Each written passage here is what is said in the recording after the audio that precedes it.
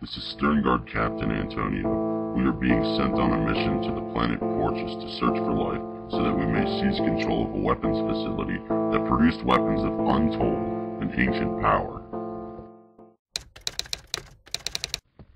Today I met our investigation team, and I must admit, I'm honored to serve along the side of the Terminator Captain Cyrus and his elite squad of Terminators. And not only that, but able to ride in the chapter's Land Raider Crusader. However, I fear that if we were to encounter anything on the planet during our investigation, we won't have much to fight them off with. We have embarked on our mission today. The chapter master sent us all on our separate ways. Our squad was sent by a drop pod. The Terminators were set up for deep strike in once we were to capture a critical location, because by doing that, it will set up a homing beacon for the Terminators to home in on. As for the Land Raider, it's being sent in by a Thunderhawk. Being too big for a drop pod being unable to teleport, the Thunderhawk will follow our drop pod onto the planet. Day 2 of our travel towards planet Porchus. I can't help but think what Master Terminator Librarian Surge had told me before our departure. He had pulled I and Cyrus aside and had explained to us that he had been near the planet before, and that he felt an uneasy feeling towards it. This made me fear that there was life on this planet, and that this mission would not prove easy, and I'm sure Cyrus feels the same way.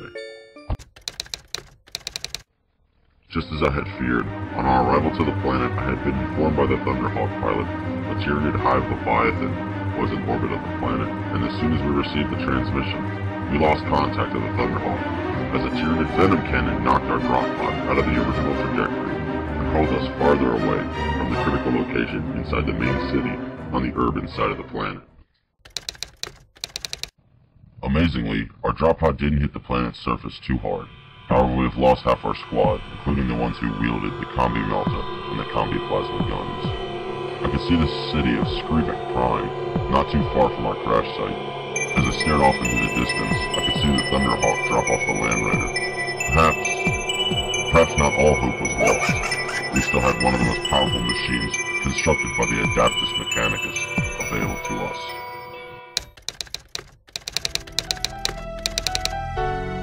Day 2. Still no radio response from the Land Raider's driver or the crew. I fear perhaps the Tyranids may have gotten to them.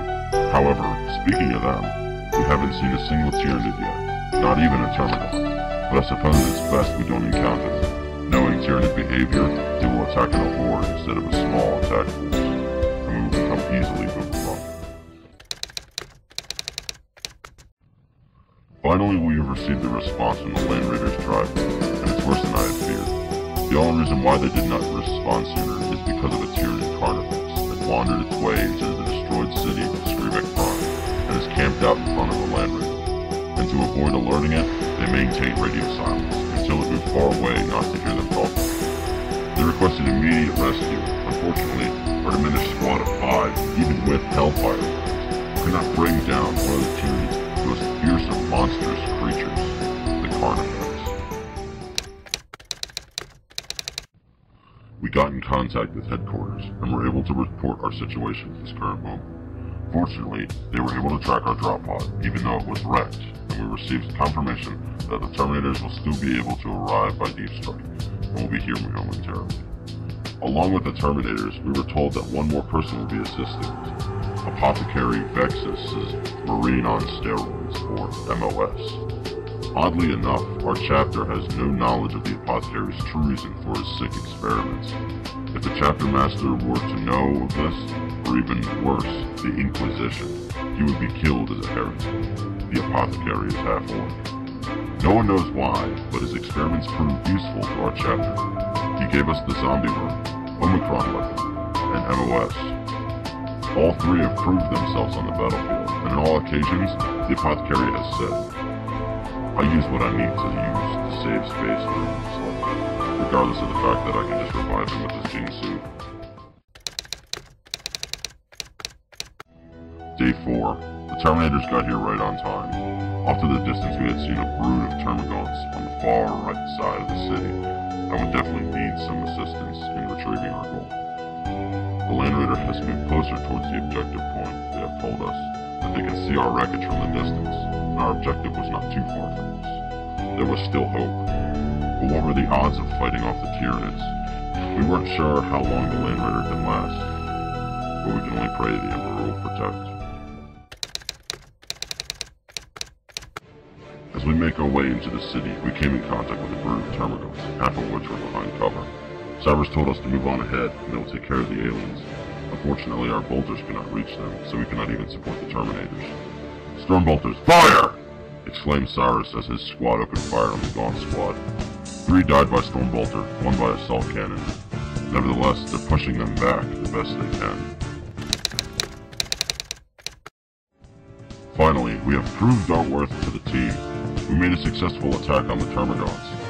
Cyrus and his squad has a casualty, and we are now down 1 Terminator. But they still held faith as the Terminators wiped out an entire Gaunt squad. The Land Raider even fought alongside us with his mighty array of powerful anti-infantry weaponry, including its side-sponsored hurricane bolters and twin-linked assault cannons that let out a horrid rain upon the unsuspecting Tyranid Goblins. This battle is not yet lost.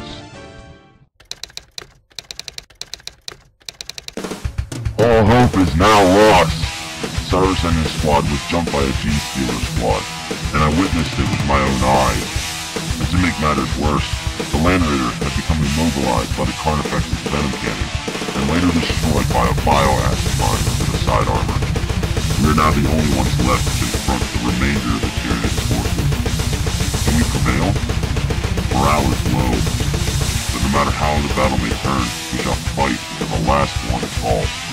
We are the Spacers, and we shall go. No fear.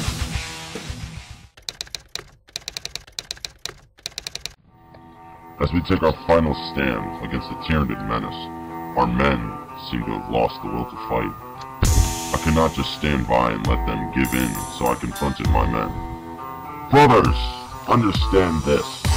Even though it seems as if we were sent to our death, does it not also mean we can give our lives fighting for the better of the Imperium? Oh man. You shall stand your ground, brother to brother, to exterminate the insects that are the Tyranids. So arm your bolters and load your hellfire rounds, because tonight you shall give your lives to better the Imperium men. For the Emperor!" And then, the team's morale had been restored, to the point where we seemed invincible. And as they became confident in the fight, the Carnifex had made its way through the city, and straight through the walls. With our courage up high, we took aim, and fired upon the beast, mortally wounding it, but not able to stop it completely.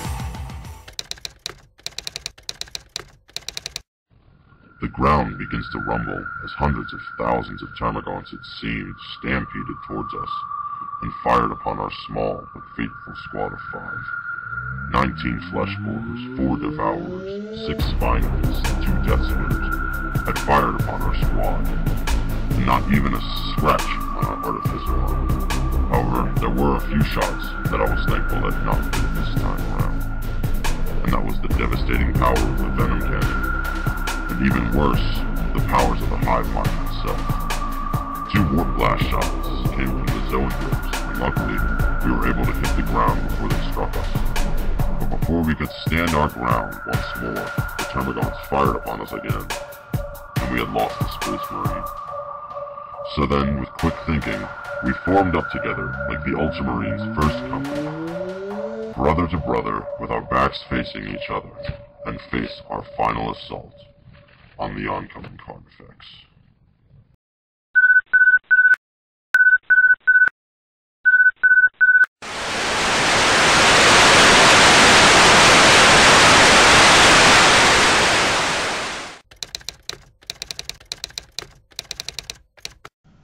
I am Chapter Master Omicron of the Space Shinobi Chapter.